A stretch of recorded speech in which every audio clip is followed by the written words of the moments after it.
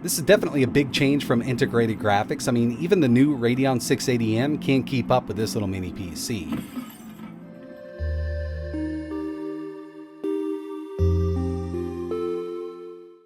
Hey, what's going on everybody? It's ETAPRIME back here again. Today we're going to be taking a look at a really powerful mini PC that I picked up on AliExpress. Now, if you're a regular viewer of the channel, you know I love my mini PCs with internal graphics, integrated graphics, iGPUs, whatever you want to call them. But this one here actually has a dedicated Nvidia GTX card in a super small form factor.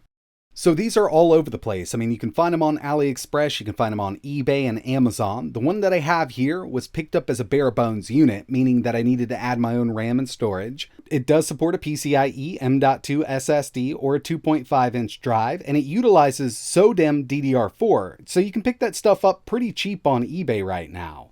But before we go any further, I do want to mention that this video is brought to you by URCD Keys. I've actually been using this site for a couple years now. They do offer Steam keys, Origin, Uplay. They even offer Microsoft applications like Office, but the main reason that I use URCD Keys is for their Windows keys. Right now, their Windows 10 Pro OEM key is $19.84, but if you use code ETA at checkout, you can get 25% off. And another great thing about buying from here is they do accept PayPal.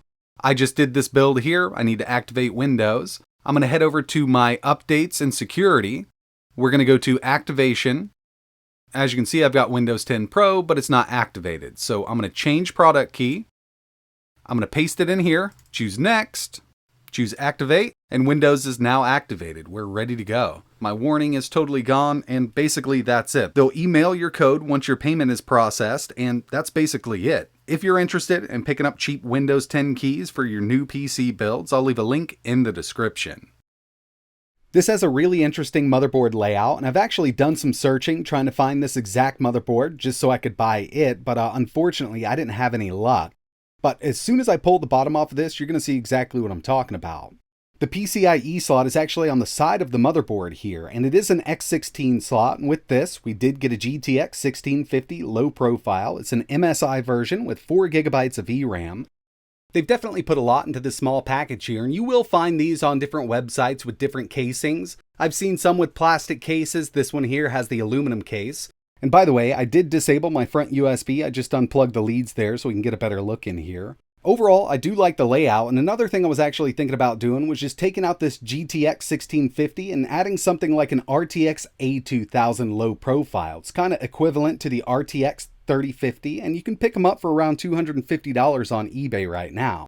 But if you're interested in getting your hands on one of these, they're $527 on AliExpress bare bones, so you will have to add your own M.2 SSD and RAM. But when it comes to I/O, up front here, we've got 3 USB 2.0 ports. Around back, we've got 3 USB 3.0 ports, gigabit Ethernet, audio in, audio out. We've also got our power input, comes with that 280 watt power supply. I also added a Wi-Fi and Bluetooth module. The antennas did come pre-installed. And of course, we've got our DisplayPort, HDMI, and DVI from that GTX 1650. So when it comes down to it, what we have here is an Intel i5-9400F CPU. Now I've seen these sold with the 9th gen i7s also, but with this i5, we get 6 cores and 6 threads. Unfortunately, we don't get any extra threads here.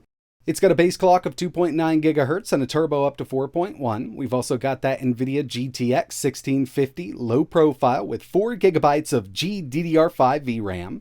I've added 16 GB of DDR4 to this, a 512 GB M.2 SSD, and we're going to be running Windows 11 Pro in this video. And overall, this little PC is actually really snappy. Now, I do wish it was a 10th or an 11th gen Intel CPU, so we could get some extra threads here, but I'm going to work with what we have. When it comes to temps on that CPU, I actually haven't seen it go over 76 degrees Celsius, and that's because this is kind of locked down at 65 watts. Now, of course, we could actually up the TDP to get those boost clocks out of it, but you know, that 200 megahertz on those cores really isn't going to help out too much with gaming, but you know, if you wanted to, you could do it. I haven't messed around with the TDP, but we could do it from the BIOS, or we could use a third-party application like Throttle Stop, or maybe even Intel's tuning utility. But when it comes to the GPU, I always like overclocking these just a little bit. 100 to 150 megahertz on the core clock with these 1650s, and maybe around 100 megahertz on the memory. So with all that out of the way, I want to jump right into some PC gaming and see how this thing really performs. And first up, we've got Spider-Man Miles Morales, 1080p medium settings, and I was really hoping that we could do high with this. Got that overclock going with that GPU. It's not going to help out tremendously, but with a few dips here and there, having that 100 megahertz may kind of save you on going under 60. But this game does a great job at medium settings. We get an average of around 65 FPS. Next up, one of my favorite racing games ever, we've got Forza Horizon 5, 1080p, high, no resolution scale. We don't need it with something like this. This game is very well optimized, and the GTX 1650 can definitely handle it. And by the end of my run here, we had an average FPS of 81, which is more than playable, and I wouldn't mind just locking this at 60 to keep that power consumption down, but if you needed to go higher, it can definitely do it. Next on the list, we've got The Witcher 3, 1080p high with dynamic resolution scale turned on. And this is kind of a dynamic FPS resolution scale. I've set that to 90. And I think we're kind of scaling down to around 900p here. It still looks great and it is fully playable. Faster.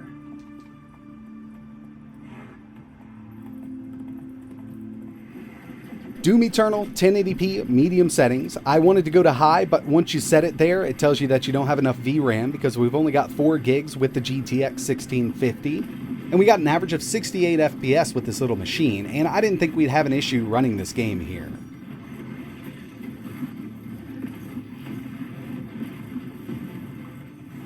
I also wanted to test out Call of Duty Modern Warfare 2, and I actually like using the built-in benchmark. We're at 1080p with the recommended preset, so once you start the game up on a new system, it's going to ask you if you want to use recommended settings, and I always just choose yes.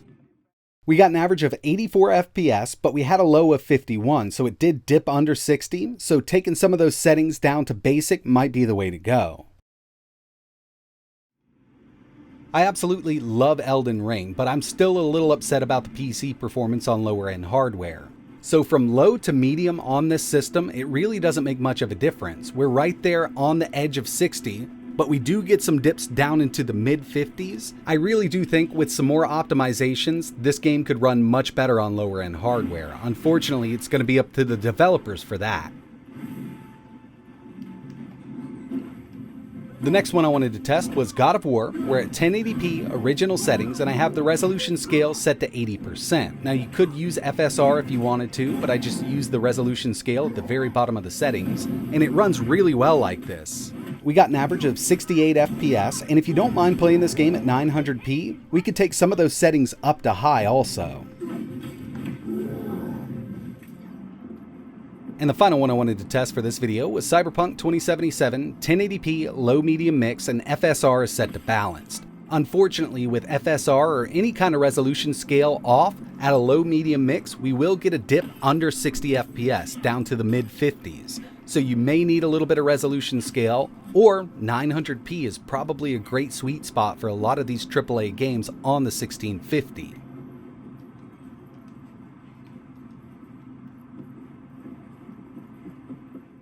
When it comes to these mini PCs, I always like checking out total system power consumption from the wall, and this is definitely going to pull a lot more than some of the Ryzen mini PCs that we've taken a look at, but it is offering better performance. At idle, we're around 38 watts. On average with gaming, 127 watts, and with some games it did jump up into the 140s. And when stressing out the CPU and GPU at the same time to 100%, this pulls around 211 watts from the wall.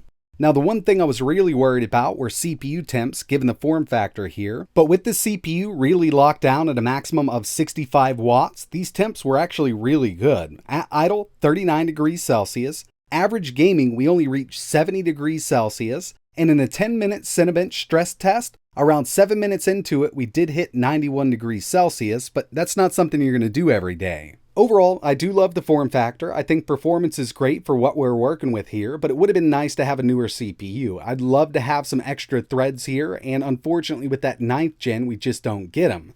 Now you can pick up a 10th or an 11th gen version of this. It's going to come in a plastic case or a black case, but they're around $800 even for a bare bones, so I wanted to keep it as cheap as possible. And like I mentioned, one of the main reasons I wanted to get this was for the motherboard, so I could do a nice little RTX A2000 build. That video will be coming up on the channel in the next week or so keep an eye out. I might end up upgrading the CPU just a little bit. I think we've got enough power from that 280 watt power supply.